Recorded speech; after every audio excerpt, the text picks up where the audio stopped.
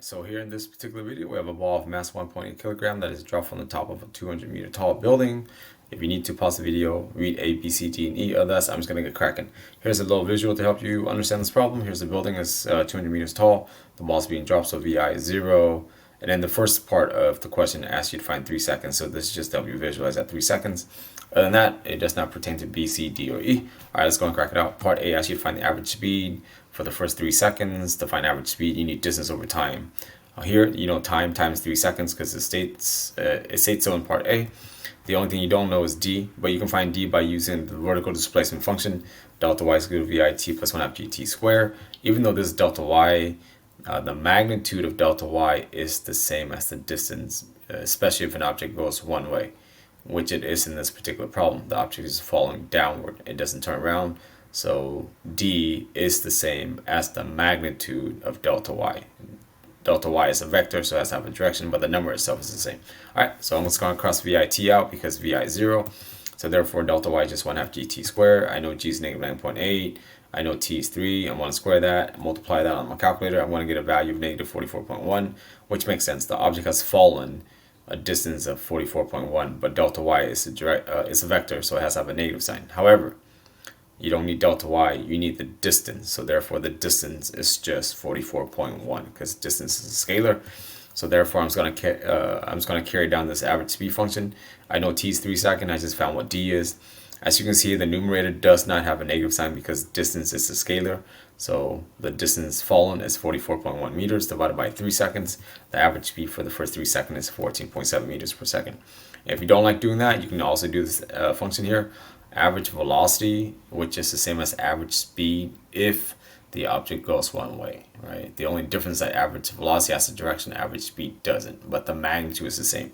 So you can apply this and just find the number. All right, I'm just going to cross VI out because VI is 0. I don't know what VF is. I can find it though.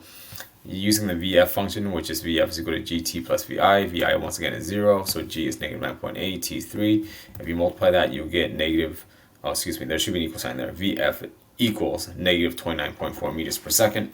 And then once you know VF, you can just carry this function down. So V average is simply VF, which is negative 29.4 divided by 2. Negative 29.4 divided by 2 will give you negative 14.7. However, part A asks for average speed, right? Once again, average speed is just the magnitude. So I'm just going to highlight just the 14.7 meters per second, and that is my answer without the direction. All right, let's go ahead and do part B. Part B asks you to find how much time does it take to cover the second half from 100 meters to 200 meters of the flight. Well, here to help you visualize, here's the black arrow that just came up on the building. That's the first 100, and then the whole entire building is 200. So what I want to do is I want to find the time for the first 100 and then find the time for the total 200, and I'm just going to take the difference. So if I know the time it takes to fall the first 100, and if I know the time it takes to fall the whole entire thing, I can find out the time that's missing where I'm circling, which is the remaining 100 meters, okay? All right, other than that, I'm just going to use my displacement function. Why? Because it has a time function in it, and then it just makes things easy. I know delta y. I'm going to go ahead and again just do the negative 100 first. Here, I want to cancel VIT out because it's 0. My displacement is negative 100 because I'm just going to go ahead and find the time it takes to fall the first 100, and then find the time it takes to fall the whole entire 200 and just take the difference. All right, other than that, the right side is pretty quick and painless. It's just 1 half G being negative 9.8 T squared. And then here, 1 half times negative 9.8 is just negative 4.9. So to get T squared by itself, you would divide both sides by negative 4.9. So that's why my work has a negative 100 on top. And then there's negative 4.9 on the bottom because the right side is negative 4.9. But to get rid of it, you have to divide both sides by the same thing. All right, negative 100 divided by negative 4.9 will give you about 20.41. Okay, but that's T squared, right? You're not done yet. This is T squared. So to get T by itself, you need to square root both sides. So the square root of 20.41 will give you about 4.52 seconds. So it takes about 4.52 seconds to fall the first 100 meters. Now you're not done yet though. They didn't ask you for the first 100. They asked you for the second, 200, or for the second half, which is the second 100 meters. All right, so I'm going to use the same function, except I want to find the time it takes to fall the whole entire building. All right, so if that's the case, it's starting at 0. VI cancels out again. Delta y here is negative 200 now, once again, because I'm using the whole entire height of the building. Okay. All right. Other than that, right side stays the same, and then I'm going to use the same algebra skill here. 1 half times negative 9.8 is negative 4.9. To get rid of that, to get t squared by itself, divide both sides by negative 4.9, which brings us to the left side. This is t squared. Negative 200 divided by negative 4.9 is about 40.82. And then to get rid of the square or the exponent, to get t by itself, square root both sides. And therefore the square root of 40.82 is about 6.39 seconds. And that's that. And then now, what do you do with these two values? You take the difference, right? I mean, you already know that it takes 4.52 seconds to cover the first 100. And if it takes 6.39 seconds to cover the whole entire building, that would imply that the remaining time is for the second half of the fall, which is about, if you take the difference, 1.87 seconds. And so why I have this up here, I like to point out concepts you should keep in mind. So as an object is dropped from rest, it picks up speed and it picks up speed and it picks up speed, aka it accelerates. So it actually, because it slowly picks up speed, it takes more time to cover the first half than it is the second half. Because once you get to the second half, the object is moving much faster. Because it moves much faster, it takes less time to cover the same distance. So it's a common misconception that sometimes folks just find the total time and then divide it by 2 because it says, find the second half of the building. That is a big misconception. The time is never half, okay? So keep that in mind. That's a big misconception. It always takes less time to cover the second half of the movement because the object is already moving fast. And if you move fast, you need less time to cover the same amount of distance. All right, so the answer to part B is 1.87 seconds. All right, now to do part C, it says what is the gravitational potential energy after 4 seconds. Well, to find PE, you need H. So here, M is 1.8, G is 9.8, H I don't know. I highlighted in yellow just to keep my attention focused here. Well, what I can find though is I can find how far it has fallen, and then just measure from ground up. Okay. So here, I'm just going to use the same displacement function that you've seen a few times now in this problem. Here, VIT is 0 because I'm going to start from the very top, and then I'm just going to plug in T as 4 because it says at 4 seconds. Here, I can just find the delta y being negative 78.4. However, this is not the height that I need. Negative 78.4 is how much the ball has fallen during the first 4 seconds. But the H in your PE is measured from ground up. So it's important that you interpret what you calculate correctly. All right, I'm just going to carry this PE function down. So 1.8 stays the same, 9.8 stays the same. However, you notice height here. Height is actually 121.6 because, well, if it's just common sense, right? The height of the building is 200. You've fallen down 78.4. So therefore, you would just take the difference. You would take 200, subtract it from what you have covered, and then the remaining distance is measured from ground up. So the distance from ground up is 121.6. Right, so don't plug in 78.4 just because you calculated. Understand what it is that you need. You need the distance from ground up. In this case, is 121.6 because 121.6 and 78.4 makes up 200. All right, if you plug that in your calculator correctly, you'll get 2,145 joules. That is the answer to part C. Part D asks you how fast it's moving at 40 meters above ground. So here we go. This is 40 meters above ground, right, implying that it has fallen 160 meters downward.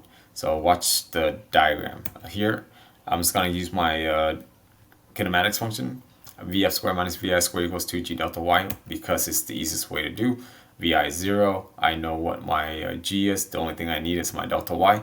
But delta y is super easy to do just by thinking a little bit. Is this 40 meters above ground, which is not your delta y. Not your delta y. Okay. So here's the arrow. This is 40 meters above ground. So therefore, it suggests that it has fallen a distance of 160. Well, delta y is a vector, so it's pretty easy to do. We'll just add a negative sign because it's fallen down a displacement of negative 160. Okay, so keep that in mind. Vf squared is 2g, g being negative 9.8, delta y being negative 160. So 40 meters above the ground imply you have fallen downward, which is negative 160 meters. Okay, therefore that's why delta y is negative 160. All right, if you do that, negative sign cancels out. 2 negative times a negative is a positive, and then 2 times 9.8 times 160 is 3,136. And then that's Vf squared. To get Vf by itself, we square root both sides, and then the square root of 31 36 is about 56, or actually it's 56 nicely. But you notice here, out of habit, the square root of a number has a positive and negative version. However, using common sense, the ball's on its way down. So the answer in this case would be negative 56 meters per second. Now, it's just how fast. So depending on how your instructor wants it, how fast could be just speed. And if that is the case, then you would just say 56 meters per second without the direction. But if how fast implies velocity, then you would use common sense and say that it's negative because it's falling down, and the answer is negative 56 meters per second. Okay. All right, and if you don't like that method, you can do this. Vf equals at plus vi. Vi is 0. We know a being negative 9.8 because it's in free fall. T we don't know, but we can calculate t really quick. You can use your displacement function to find t. It has fallen negative 160. Vi is 0. So therefore, delta y here, I just substitute negative 160 because that's true. 40 meters above ground. Once again, imply you've fallen down 160. Well, falling down would imply that the displacement is negative because you're lower than where you start. Here, g is negative 9.8. Then I'm just going to simplify the right side to negative 4.9, divided by negative 4.9 on both sides to get t squared, and then t squared is going to equal to 32.65. And then square root that to get t by itself, you get 5.71. Now that I know t, I can plug it back in. So Vf is equal to negative 9.8 times t. I just found t, so negative 9.8 times 5.71 will give me an answer of negative 56 meters per second. Once again, this answer makes sense, right? Because it's on its way down. But depending on how your instructor wants it, if fast implies velocity, then the answer is negative 56. If fast implies speed, then the answer is just 56 without the negative sign. All right, let's do part E. Part E asks you, what is the kinetic energy and potential energy at 5.5 seconds? This is pretty light work. To find Ke, you need 1/2 mv squared. Mass is given. V, I don't know, but I can find V using my average acceleration function and solve for Vf. So therefore, Vf is equal to At plus Vi, Vi being 0, A being free fall, negative 9.8, T being 5.5. If I simplify on my calculator, I'll get about negative 53.9. Now that I know V, I can just plug it in back into Ke. Here, in this Ke function though, V is for speed. So even though Vf here is negative 53.9, I'm just going to plug in 53.9 because it just needs speed. All right, other than that, calculator work. If you punch in 1/2 times 1.8 times 53.9, square that, you'll get 2,614.7 joules. So that is Ke. So that's the first part. But it says and potential. Well, to find potential energy, there's a couple different ways here. I'm just going to set up MEI equals MEF because this is a conservative system. It didn't mention anything about air drag or energy loss, energy dissipated. So therefore, MEI equals MEF. MEI is just PI plus KI. MEF is just PF plus KF. There's no spring here, so I'm just not going to leave the spring, or there's no spring in this problem, so I'm going to leave that term out. Here, KI I'm going to cross out because VI is 0. The right side stays the same because there is PE and KE at 5.5 seconds because we already found that it takes over 6 seconds to hit the ground, right? So 5.5 would imply that it's above the ground, which means it has a KE and a PE. All right, other than that, I'm just going to plug in values, M being 1.8, G being 9.8, height here being 200, and then PF I'm going to leave as unknown because that's what I'm trying to find. Well, I just found KE at 5.5 seconds. So KE I found on the left side of the screen here is 2,614.7. I'm just going to substitute that in. So therefore, the only thing I don't know is PF. If you punch in 1.8 times 9.8 times 200, you get 3,528.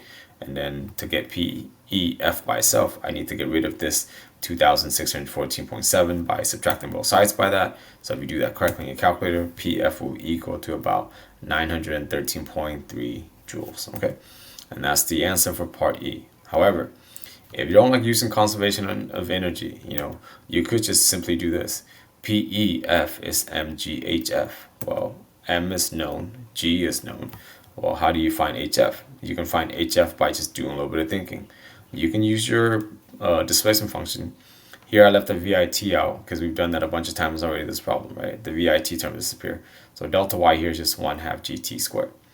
Well, if you plug in negative 9.8 for G, time here being 5.5 seconds, and if you're going to square that, you'll get that it has fallen a displacement of 148.23. But this is not your height, right? This is the distance fallen. But the length of the building is 200. So you would take 200 minus 148.23. That tells you the distance above ground. So therefore, I'm just going to plug this in. MGH, HF being 51.7. Okay, because once again, H and PE is from ground up. If you fall in 150, and excuse me, if you fall in 148.23 meters downward, it tells me that you're still 51.78 meters above the ground. So if you plug in your calculator, you'll get 912, which is about 913. Take a little bit of rounding here. All right, other than that, I hope that helps. Stay nerdy, don't be whack.